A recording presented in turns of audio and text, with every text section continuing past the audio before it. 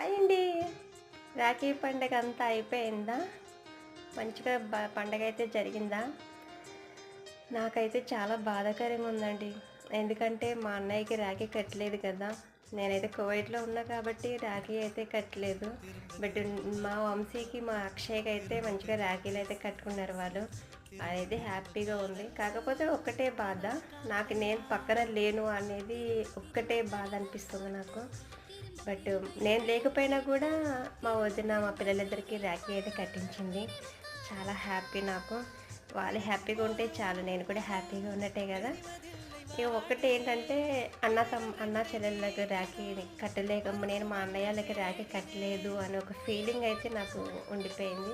ఈ పండుగ రోజైతే నాకు చాలా బాధ అనిపించింది. ఈ పండుగే కాదు, ప్రతి ఇయర్ కూడా అంతే. చాలా దూరంగా ఉంటాను. లాస్ట్ ఇయర్ కూడా నేను మా అన్నయ్యకి రాఖీ కట్టలేదు. ఇంక ఈ